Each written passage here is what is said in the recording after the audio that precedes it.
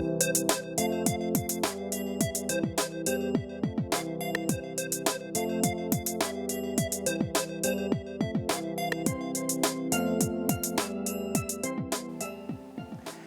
to Business Live Extra, the show that focuses on business leaders and entrepreneurs.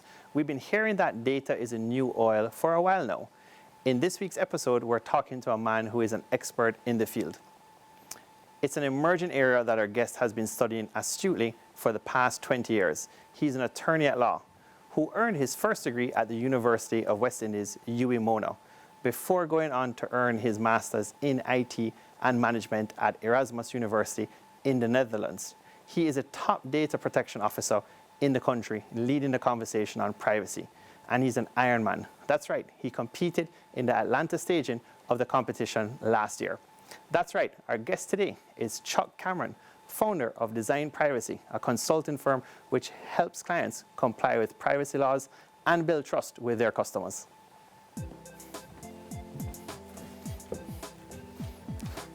Chuk, welcome. We can do a little bit of an elbow bump, you know? Here you go. Great to have you. Thank you very much. It's great to be here so much. You know, Chuk, we met a long time ago, actually, Yes. in the days of Startup Jamaica, which was, I think, backed, or was it funded by, JN or Jamaica National? And Quasi also funded by the government for the most part. I think Jane was providing the space. But yes, those were the days, sir. Okay. When all things were possible. And, you're an attorney at law, and so you're also a serial entrepreneur, would you say? I would call myself a serial entrepreneur while doing law, yes. Okay. And what are you better known for, would you say, these days now? Instead of the flashback, the legal profession or, your business startups? So I'm recognized as an attorney practicing in constitutional admin law, but I am now focused singularly on data protection. So I've actually, for the most part, walked away from the straight practice of law with a view to singularly helping entities comply with data protection laws. Okay. Do you find a lot of, the younger attorneys in Jamaica kind of dabble almost in private equity or in entrepreneurism, or do they kind of, keep it separate and apart? Just in this kind of new normal now, and also where the world has been going. I am seeing that younger attorneys are becoming more comfortable in the space and attempting to carve out a niche for themselves. There may still be a gap in terms of knowledge and experience, but I see them as risk-taking and seeing the opportunities and jumping into it. So I'm of the view that shows such as these really assist young attorneys and other young entrepreneurs in the space to adequately explore their endeavors. And do you think, Chuk, is it the intellectual capacity chase, to go into, something broader than just the law practice, or is it about, making money as well, doing better for your family, or is it a mixture of the two? So that sounds like a trick question, Sir Mark. For me, there's a Jamaican reality that we have to provide for ourselves and our families and those associated with us.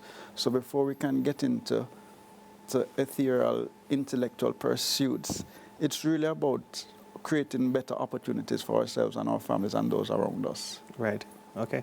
And, and Chuck, listening to you, it sounds like you talk about Bitcoin sometimes or Ethereum and all those words. And so that's why I've always appreciated your intellect. But where did you get started? How did you get an appreciation for law? Or technology and law. So, well, my interest in the law and technology came from a trip to Canada about 20 years ago when I visited a very good friend of mine, Chris Haddad. Back then, he was actually hosting websites. And while there, and he was hosting websites out of his basement at home. While there, Rogers' service went down. Okay. And his question to me was, as a young attorney, Chuck, what am I going to do? My internet service provider just went down, and I'm hosting all of these websites. What am I supposed to do when all of these companies I have relationship with these companies? At that time, 20 years ago, internet could be considered to be the Wild Wild West. Mm-hmm. And I quickly realized that this is the new space that we will be living in. and those would be basic questions that would have to be answered.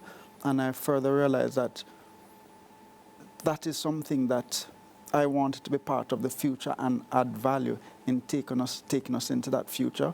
So I quickly focused on those opportunities from then. And I would want to say that's where my interest in technology and the law started from. So that was a light bulb moment in the kind of tech space, Correct. which probably follows a data space. Correct. But for the legal, side, how did that kind of all come about in your career? That's from the traditional roadmap that you're put on by your parents, or not even by your parents, but by it's a natural evolution. You are taught that you can either be a lawyer, doctor, or engineer. You are never told, no one ever tells you that. And was that from your mom or your dad? Well, the reality is I was never told that. Okay. It's just that those were the only options that you are aware of. So no one ever tells you that this is what you need to be or this is where you need to be looking. But it was a natural evolution for me, because I remember as a student going to prep school, I would be questioning the most basic things and be sent to the principal because of the basic questions that I'd be asking. So I always had a certain propensity. Where'd you go to prep school? Mona Prep. Okay. And where our motto proudly is, I serve. Were you a big footballer? No, and that was my parents' decision again. They wanted me to remain intellectually. Okay. But notwithstanding that, at that time, Mona was over a 10-year period dominated football. Yes. So by extension, I'd like to associate myself with it, and must have naturally gotten some skills by just growing up with those guys. Yes. And you went on to Campion. Yes, sir. And Campion is known, very prestigious school, some of the best transcripts, that go off to colleges, whether it's overseas, local, anywhere you go. I mean, is that, tell us some about some of those shining experiences, some of the tough experiences, that built you into Chuk. So that Campion was an interesting experience for me, because you really got, first coming out of Mona, at that time you had a lot of children from all over the world going to Mona Prep, because I had a lot of diplomats' children. Okay. So the concept of diversity and differences was commonplace for me. So going to Campion, it was more monotone. The diversity wasn't that rich, but it was still different. I was aware that what Campion represented did not necessarily represent what Jamaica looked like.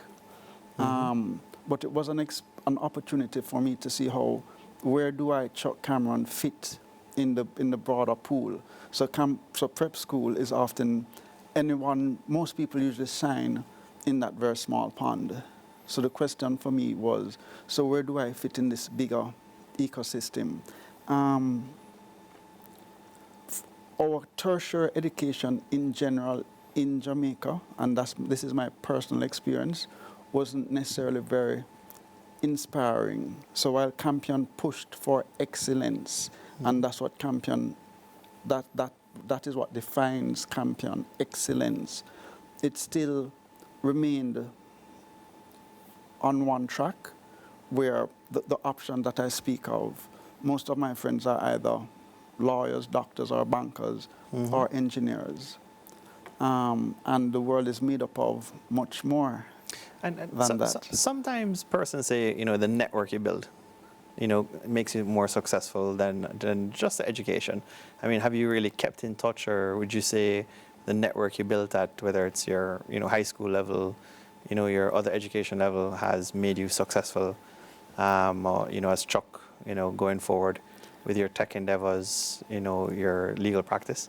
So, as an attorney, the key to success as an attorney is only hard work and diligence. Okay. I initially worked with Crafton Miller, so he was my mentor, and it is only keeping your head screwed on and focused and hard work, and things naturally happened around that. However, as it relates to my many entrepreneurial endeavors, that is where one would more leverage your relationships or realize that you have relationships that you can benefit from. So for the greater part of my profession as an attorney, you just did your work and let the work speak for itself. But as I said, as an entrepreneur, that's where you must know people and interact with people if it is you're putting out yourself out there as someone that could solve problems and hope somebody is going to pay you to solve their problem. And tell us a bit about your first name. I mean, I call you Chuk. Right. But does everybody call you Chuk? I mean, how do you say your first name fully? So I say it's pronounced Chukwuemeka. That's more the African pronunciation as opposed to the English pronunciation. So growing up in prep school, I used to be called Chukwuemeka. But that's more the English phonetical pronunciation. And what were some of your pet names growing up, whether it's in prep school, high school, anywhere? Chucky or Chuk. I wasn't one to have those exotic pet names. It was Chuk or Chucky. Okay. All right. But it's probably it was a very memorable name. And has that helped you? I mean, sometimes, businessmen, ladies always say, boy, having a memorable first name, last name, just having a catchy name tends to help them in their life. It is a talking point and has served me well in court. And How so? So I actually started my litigation practice in the Court of Appeal. So when I get up before the Court of Appeal panel and you have to introduce yourself, is a talking point. So I had always have the opportunity to break the ice. With your opponent or like a good laugh with the judge? With the judges. No, man, you're not trying to break the ice with the opponents. No, you're not trying to break in the ice with the It's really with the judges. You're trying to start. You want to start your advocacy from the beginning, and if you can engage them in a conversation on any issue, that is where your advocacy starts. So I've always known how to pronounce my name and where it comes from. So that would often give me confidence in the starting of any presentation. So yes, I've seen it as an advantage that I've enjoyed. Okay. And give us a couple of jokes. What's something a judge would say to you? So it is. So 20 years down the road, they're no use to me, and it's now taken for granted. The bigger joke, and those who know me would know that I have a very dry humor. So I'm not one who often tell jokes, although I have a very dry humor. But what is more often in issue of late is the relationship that I share with Queen's Counsel. Okay. And are you a QC, Chuck? Or? No, my wife is Queen's Counsel. Okay, your wife is an attorney as well? Yes, sir. Okay. And that is where people would find fodder to chew on. Okay. Especially when we appear in matters together. You mean how's your dinner, breakfast table, all those type of things? And correct. Okay, all right. Well, it's good that you smile on that topic. No, we use that to our advantage, and so it is only something that is enjoyed and is positive. That's great, Chuck. And we take our first break on Business Live Extra. We're talking to Chuck Cameron, founder of Design Privacy. We'll hear all about the company when we return.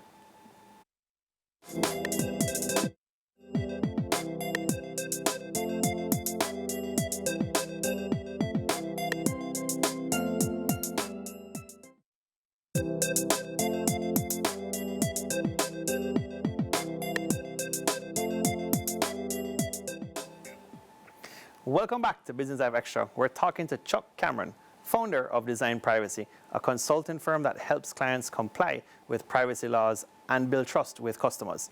It currently has 8 staff, but has rapid expansion plans.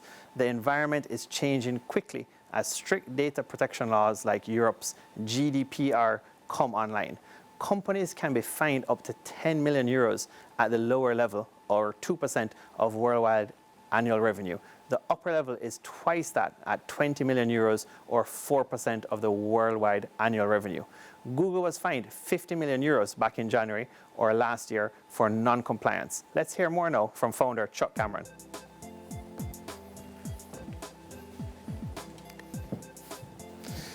Chuck, welcome back. So Mark, thank you. Great. So how did you, how did you pivot from, say, legal practice and getting into design privacy? So about 18 months ago, a client of mine out of Peru who offers services in the US said, Chuck, there's no market opportunity in Europe, but if we're going to take that market opportunity, we have to be GDPR compliant. And it was a no-brainer because my business partner and client, Magnus, was always aware of my leaning towards data privacy and the import that I placed upon it. So it was decided that I would qualify myself as a data protection officer so as to put that company in a position. And this is you personally? Yeah, yes. Okay. As opposed to what? No, I mean, like, a lot of companies, maybe the company has to be qualified as a data protection company. I don't know, like similar to how, financial companies have to get a license. So the Peruvian company operating in the US actually sells its services through telcos to end users. So it's actually a Wi-Fi monetization platform that the likes of AT&T and other such companies would use. But that similar opportunity was opening in Europe. So the company needed a data protection officer, and needed to be compliant with the GDPR. So they needed the... And what's GDPR now? So GDPR is a regulation that was passed in Europe in 2016, and that really standardized all the data privacy laws across Europe. And it was actually implemented in 2018. Is it an acronym though for anything in particular? The General Data Privacy Regulation. Okay, and why, how does Europe though get involved in, say, Jamaica or the Caribbean? Like, what's the connection here, or what's the synergy? So the relationship between Europe and Jamaica as it relates to data is really minimal. The objective of the GDPR was really to facilitate trade among the different European states, because every European country had their own privacy regulations. So there'd be different standards that would have to be met if a simple business transaction would take place. Jamaica now and all Caribbean islands, well, not all Caribbean, all countries across the world, if it is you want to do business with Europe, you have to demonstrate that you have systems in place. And when I say systems on a national level, in terms of a strong judicial system that you can resolve commercial issues, a strong constitution that demonstrates that you take privacy seriously. But give us like an example, Chuck. Like, what's an example of a data between, suppose I'm in Italy and I'm a company in Jamaica. I mean, what's an example of data? So do you use Google Docs, or do you have an email service? So let's say email or Google Docs. So if it is you use any online service provider to store your data or do any sort of processing, you are actually transferring data around Jamaican citizens to a third-party country. And as a result of the passage of our Data Protection Act says that you must ensure that anybody that you give our data to is compliant and meets our privacy standards. So you're telling me it is, suppose it's a retail, is that only between companies, or is that between even individuals? So it is Jamaican citizen centric. So this all resolves around the right of privacy of the Jamaican citizen. From the GDPR point of view, it revolves around the right of privacy of the European citizen. So one doesn't care if the data is passing between a company and company or individual and a company. The critical issue is whether or not personal data of a Jamaican citizen is being processed. As long as personal data of a Jamaican citizen is being processed, the law requires you to observe certain data processing standards. So this is more something that Europe has already done. Correct. And so this is something that you're an advocate that you're saying Jamaica should be doing. So I don't need to be an advocate. In June of this year, the upper house having gone through the lower house, passed our Data Protection Act. It is yet to be gazetted. So this is not something that one is gazetting for, lobbying for. It has already gone through the door, been approved, but it's awaiting to be gazetted, to be implemented. So it's not effective yet. Correct. All companies or entities that process personal data are compelled to bring themselves under the Data Protection Act and observe certain basic data processing principles. Is it something, though, where sometimes Jamaican citizens complain about this, where you're going to wake up one morning and hear you have a letter at your office or a letter in the mail that says you owe X amount of fees and you never knew about it? So it would be bad and not so bad if that was a situation. But that can't be good because, sometimes Jamaicans feel like that's highway robbery. No, so you don't need to be concerned about that. If you operate a business, that's not your greatest concern. Okay. Your greatest concern should be if one day one of your customers send you an email and say, hey, can I get all the data that you have on me? All the emails, all the phone calls, every time I came, you captured me on your CCTV, and you have 30 days to give that to me. You mean like the worst case like what we saw with some financial houses? That's not a worst case. That's a potential case. That's a data subject exercising his most basic right, and that's his right to access the information, his information. Okay. So that's the most standard application of the right. So your concern should be when you cannot deliver, and then you are warned by the supervisory authority, and having failed to deliver, you are now faced with a criminal sanction. So don't worry about a letter that says that you may owe some money.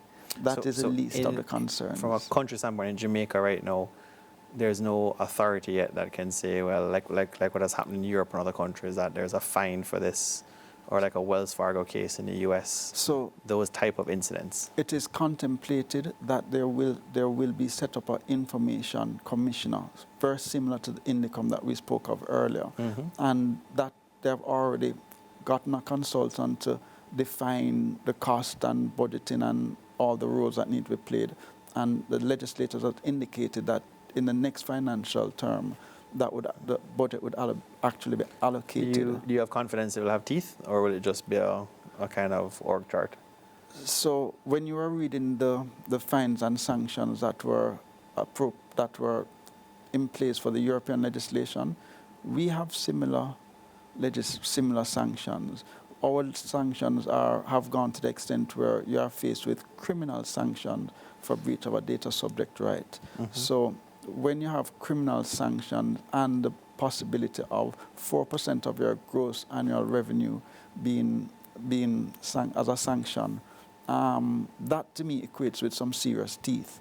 And because it is brand new to Jamaica, and if one were to have observed the legislators as it went through Parliament, you would see that they mean business, and they want the commissioner or any supervisory authority to let Jamaicans understand that we take privacy rights seriously, and they intend to enforce the law seriously. But let's get to brass tacks. If I was whether I'm a regulated entity or unregulated, like the recent incidents that were well published in the media, yes, and I'm a financial house and I lose, some or all my data, and all of a sudden I'm a customer, I'm getting text messages from, who knows where, Estonia, all over the world, just sending text messages at midnight. I'm getting inconvenienced, and as you said, there's nowhere to go now. If that company never had safe practices, or if they weren't viewed as having a data protection officer, these are potential ways that now, say, something could be penalized, something could be enforced in the event this is gazetted. Correct. That the Data Protection Act, in effect, now holds all entities and persons accountable for the use of personal data. And not only do they hold them accountable, they have put the sanction in place to ensure that you're accountable. So the Data Protection Act has done three things. One, it has outlined for you what your privacy rights actually are. Two, it has placed an obligation on persons that use your data, it tells you specifically how to treat that data, set up that supervisory authority, and then also requires you to enable the exercise of those data subject rights by citizens. So you're saying this is actually a good thing for shareholders of Jamaica? This is a good thing for citizens of Jamaica? It is a good thing on every level. So earlier you had asked the question, what is the relationship between Jamaica and Europe? If it is we want to play in the international market space and export certain services or attract overseas loans, this will be a prerequisite that we have in place the privacy regime on a national level, and in our individual businesses we can demonstrate the level of data protection for their citizens if it is we're going to be able to do business with them. So our hotel industry, our BPO industry, every industry that you think of that we try to export or do business with outside of Jamaica would be critical going forward in the new regime. And you were alluding to earlier, like Google Docs. Correct. And so it is. Is it like similar to what you see with, when you go into Apple, many other platforms? Is it that if Jamaica gets this right, it's gazetted, then there'll be a pop-up that, reads something and you have to agree or accept these terms of agreement? Is that the objective? That is the idea. There must be fairness. There must be a lawful and fair processing of data, and part of the fair processing is that it is done with your explicit consent. So it's not just a matter where they force you to press a consent button. So this is the famous words of opt-in or opt-out? Correct. And we are moving to a regime where you are required to opt in, not opt out of receiving content. You must actively and knowingly opt in to receiving certain data. Meaning you have to? Correct. If it is for the company not to be exposed. So they're not going to say you didn't do anything, and if you want to get out, you have to opt out. That is what the old data privacy regime looked like. Right. But in this dispensation, you actually have to actively opt in. Because if it's gazetted, you have to opt into it. Correct. Well, it's not because of it being gazetted, it's just how they have framed the operation of the regulation. Okay. Great, Chuck. That's great.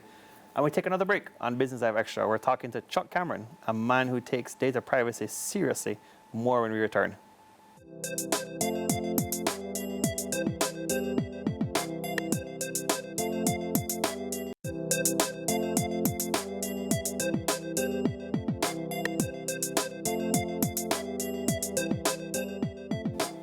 Welcome back to Business Live Extra. We're talking to Chuck Cameron, founder of Design Privacy.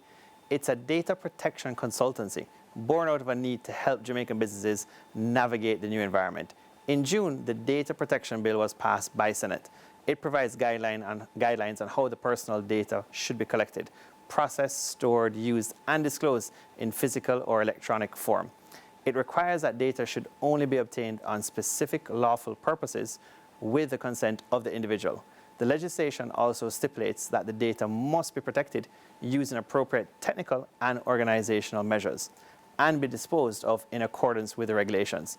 The bill further provides that data must not be transferred to a state or territory outside of Jamaica. Let's hear more now with Chuck Cameron.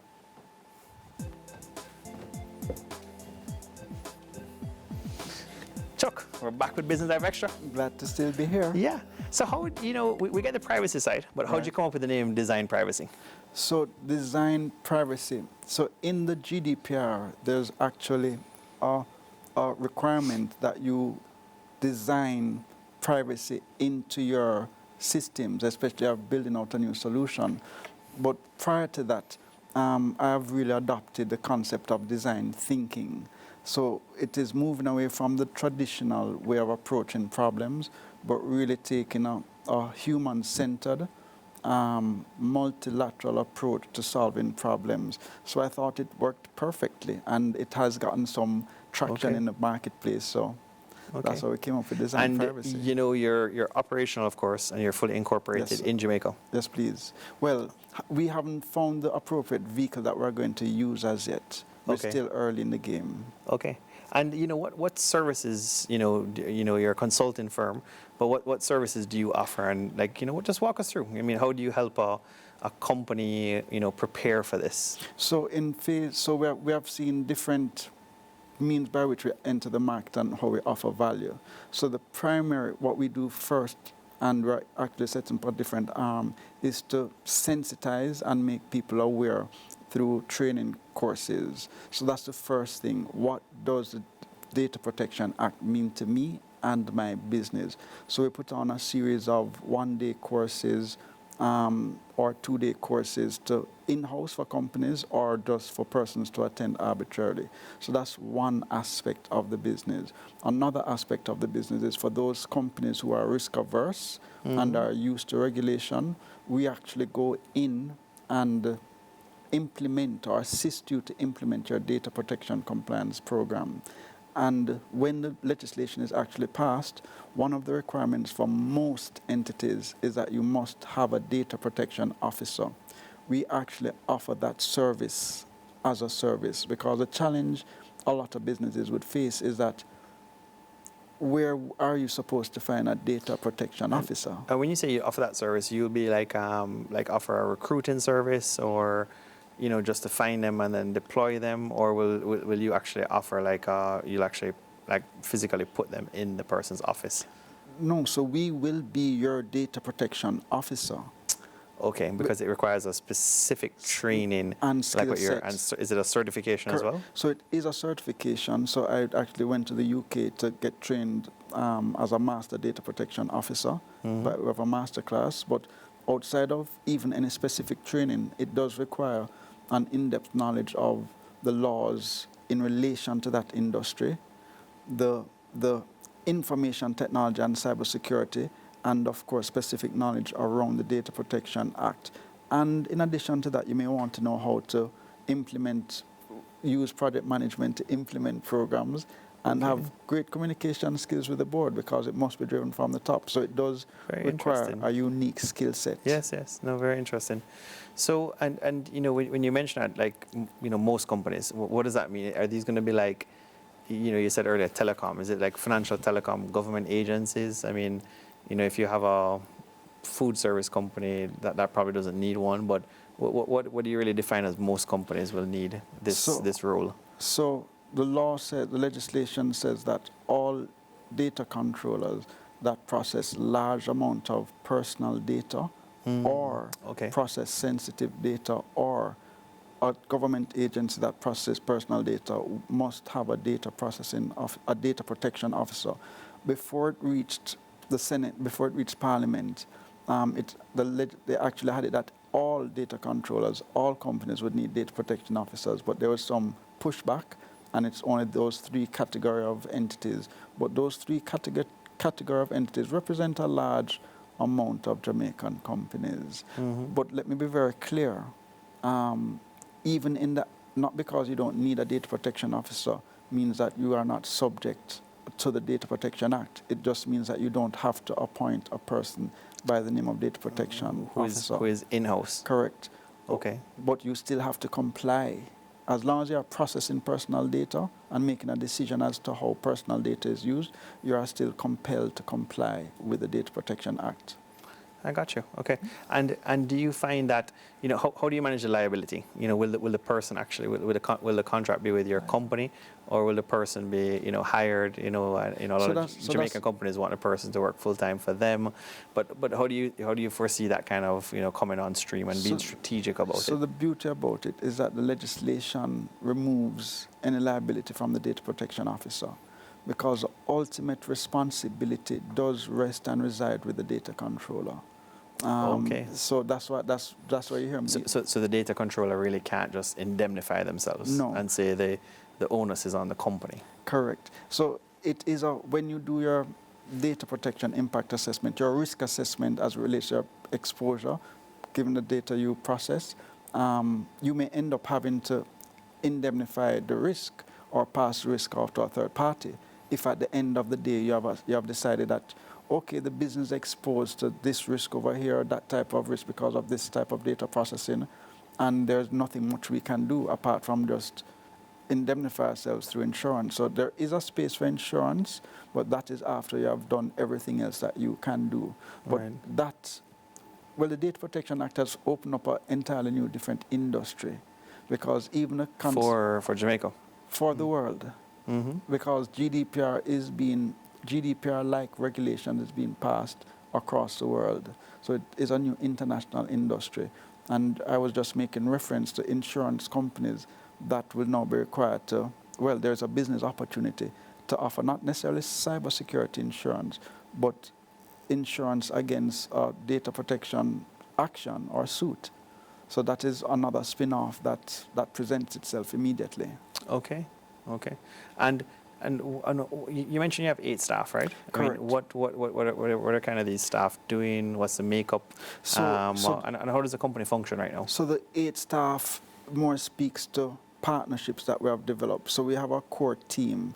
That core team is made up of 4 persons, 2 data protection officers, a project type management person, and an admin type person. So what we do on a day-to-day basis is actually implement data protection compliance programs on a day-to-day. In-house or for your customers? For customers. For customers. For customers. Like almost like policy manuals that can go to their board of directors. So that is and be approved by their boards, or what do you mean? That is the end result of a compliance program. We actually go in and look at and determine what data do you actually process. How does that data move through your business? So you're also doing like a typical consulting firm, process flows, correct, policy manuals. Are you doing staff training programs as well to sensitize staff? Correct. The entire gamut. So that's what we do on a day-to-day. So the other team or partners that we are more looking at different industries and more focusing on products. So for example, we have partnered with David Walcott and his partner, Kirk, Novamed, to really look at products and solutions in the medical space, because the whole medical space, there's a big issue as it relates to medical health records and what solutions that are necessary. And we are formalizing partnerships with other entities. So it's really, at this stage, our focus is having gotten some traction over the past year. How do we go to the next level to meet the anticipated market demand? How old is the company now? 1 year. Next two weeks makes 1 year. 1 year, okay. So you're 1 year old. Yes, I mean, sir. you go in, you do these, plans, and is that really the main service where you put in a potential staff member or the officer, and you sensitize, you do the policies, and then after that it's about keeping it safe, keeping it world standard? Or? So you have to interact with your data subjects, and you also communicate with the supervisor authority once it's set up. So on maybe that might be monthly reporting or quarterly reporting. Correct. So we see where it would make sense for a company to outsource their data protection officer services for a period of 2 to 3 years. During that 2 to 3 years, we would upskill. We will build out the capacity within your business so you can appoint your own internal data protection officer. Gotcha. And following that, we would hope to be able to provide you with the tools necessary to implement it and manage it yourself. Okay. So that's the sort of roadmap we see. But to be clear, Chuck, you're not like a server business or an IT managed service. No. You're not that. No. You're a data specialized company. We call ourselves privacy practitioners. So we need to know the language of that business. Definitely, inside out, and we need to be able to tear it apart and put it back together. Perfect. But we don't offer those services, but it does form part of the ecosystem. Okay. Thanks, Chuck. And we take another break on Business Live Extra. We'll hear about how Chuck Cameron is preparing for the future of business in just a moment.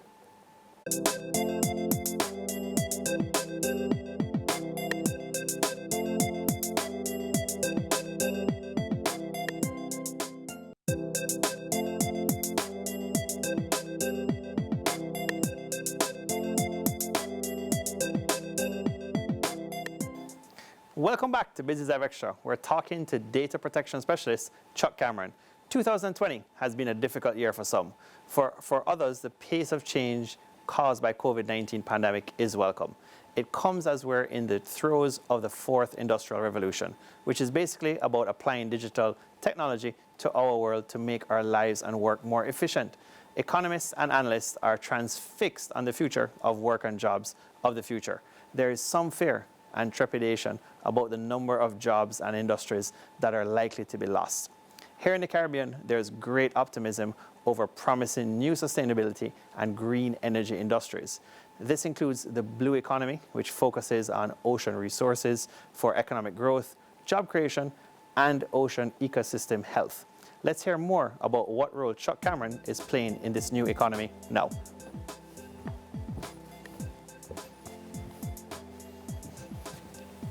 Chuk, welcome back. Glad still to be here. You know, we've had a whole new wave of businesses in Jamaica in the last, couple of years. Not just the last 12 months. Along this whole theme. We've had, MD Link in telemedicine. We've had, Novamed, which we've actually had on Business Live Extra. Yeah. I know we're talking to you. Yes, one-year-old company. Design privacy. Whole new topic. What is this whole kind of digital transition? It's been happening globally for a decade or longer, but it seems like it's really catching steam locally now. It is, and not by choice, but by necessity. And the government is actually assisting to drive that, because one of the things the Data Protection Act does, it actually compels or forces business to treat their personal data as an asset. And when you treat it as an asset, you are held accountable for it. And once you do that, you can now commoditize it. Because if you're going to treat data as this new commodity, you have to look at what are the features of a commodity. It is something that is predictable, scalable, repeatable, that has consistent processes. And that is all that the Data Protection Act compels you to do. So I see design privacy really assisting companies to create that common language to operate in the digital space. It allows investors to feel comfortable that there are parameters in which these startup companies should operate. It allows startups to say, okay, how do we structure our business? How do we demonstrate that although we're in the digital space, that we do have real structure? The Data Protection Act actually allows for it. So it's important that we move away and quickly get over the fear of the imposition the Data Protection Act is going to place upon us, but quickly embrace it, because it is a tool that can actually drive the fourth industrial revolution in Jamaica. As strange as it sounds, it's an actual tool that can be used to our benefit. And you have in your firm Design Privacy, you buy fully into this, that this is happening, and money can be made from it, and our traditional businesses will adopt it, and it's gonna happen. So to borrow some words that have been in the press coming out of our recent elections, we must change or die. So we don't have an option. We can no longer rely on our traditional sources of revenue. If it is we are going to participate in the new global economy, we are now challenged with our tourism industry. Okay, so if we no longer have our tourism industry revenue to rely upon, are we only going to be looking at a BPO? When we talk about the tech revolution, what does that mean? Does it just mean offering remote voice services? No, it is really understanding the essence of data, as ethereal as that may sound, but is how do you commoditize and make money out of and manage your data? That's why we're living in the information age.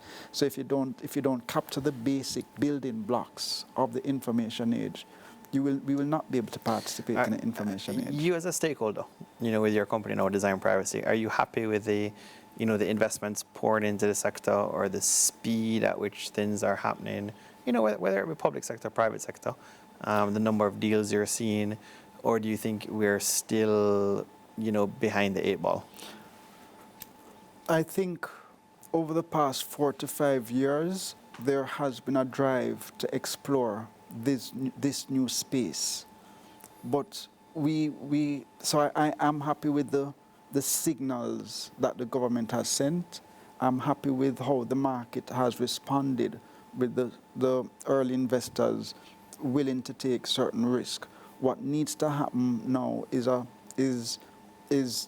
all business now needs to understand that in the same manner in which we used to rely heavily on government interest to create not even wealth but cash flow, We can no longer rely on the old sources of revenue. So we really need to jump in wholeheartedly in it and not just see us trying to survive COVID, but how do we create truly recurring revenues that can generate wealth for us and not just survive COVID, because we have been forced to operate in a different way, in a different space, to transform our businesses. So we should quickly move away from the idea that we're just trying to survive and get through, but really look at what are the business opportunities that we are faced with.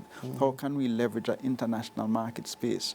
How can we leverage this new digital space to monetize our culture and what we have to offer?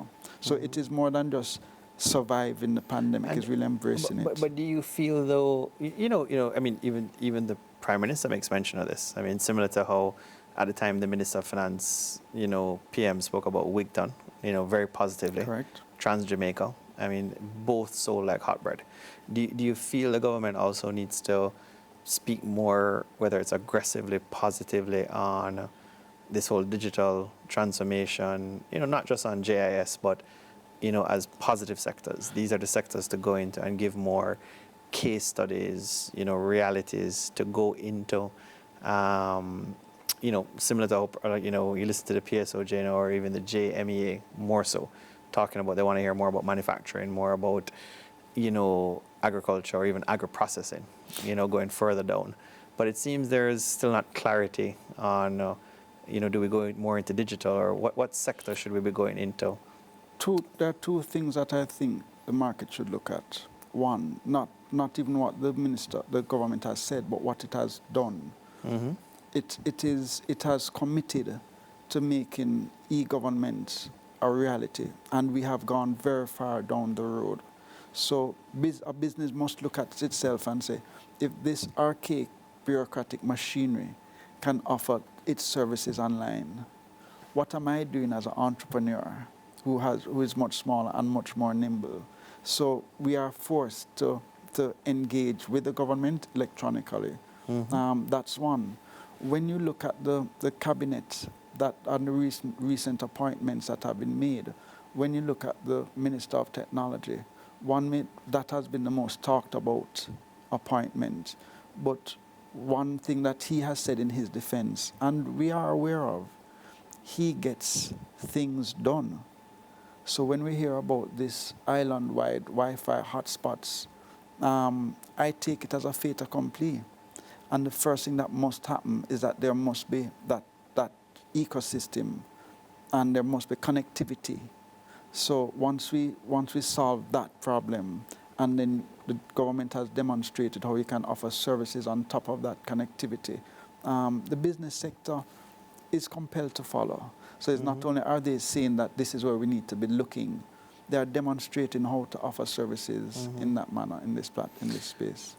Just a question. If the fourth industrial revolution is so important on digital, there are these small ticket sizes, maybe $500,000, $1 million US. Right. I mean, it is big money to you and I, but to overseas investors, it's, ice-cement money. So, tourism blew up, grew very fast, Correct. but they had big ticket items, greenfield projects, huge hotels, 20, 50, 100 million US. Is there anything to your knowledge now in this digital transformation, because a private investor can't invest in e-gov? Is there anything that can attract, that the government or the private sector can invest in the digital space in Jamaica? So this may sound too wide and general, but data. So once we place a value on the data and empower our citizens to own their data, that is what the most value is. When you look at a Facebook is only as valuable as a number of persons they have using their services and the amount of data they have. So it is just to reimagine what we see value in. No more should we be looking for these big white elephants. And who's the biggest owner of data now? I don't even think, and that's what I'm saying we should try and avoid. We shouldn't be looking at But wouldn't the public sector have the largest amount of data now? Yes, but who owns the data? I'm asking you. You own your data, I own my data. So that is a sort of empowerment and knowledge that we need to So you're saying understand. it's not necessarily, I mean, TAJ or tax office or Because they have our data. the large, let's say, where we would think, exposures or conduits that have the data now, whether it's, one would assume, which is where you go to for your daily life. So with privacy rights, you now tell them and control how they use your data. So not because they're sitting on a trove of data mean that they can exploit it. The question is, how do we make our society sophisticated and understand that collectively we have power and it is investable. There's no network. If you look at the rise of TikTok, TikTok, again, all of these new global entities that rule the world, it is only comprised of individual data. So we have to understand how data works and the power of data, because the big shiny objects is not where the value resides. It's really on that network effect and having control over the data. So we have to re-educate ourselves to see where the value is and how we leverage it. It's a question, Chuck, right? Yes, sir. So on your data side, how do you feel that the government will be able to get, or let's say Jamaica will be able to get all of these data hubs to speak together once and for all? Do you think that's something that the country needs, this first and foremost, this data bill to be gazetted, and then that could come after? I mean, we've always grown up hearing about this enterprise-wide system. I know it's a general phrase, but do we need to get there first before we can get the data and then run algorithms to achieve what you're saying? When you look back at the Tower of Babel and that grand plan that the Egyptians had to build, and I'm not even sure if it came out of Egypt, but when they wanted to build this grand pyramid in honor of Babel, the challenge that they had was that they all spoke different languages and they couldn't communicate. It's the same thing with data. We all need the same common language and the data sets in a common format to be shared over common platforms. And that is what gives rise to the value. The ability to quickly, easily share data between different silos. That is what gives rise to the value. The ability to share data and keeping it in a common format, and we speak in a common language. That is a value, and that is what part of what the Data Protection Act does. So Microsoft has aggressively gotten into this space, and that's where Microsoft is paying specific attention.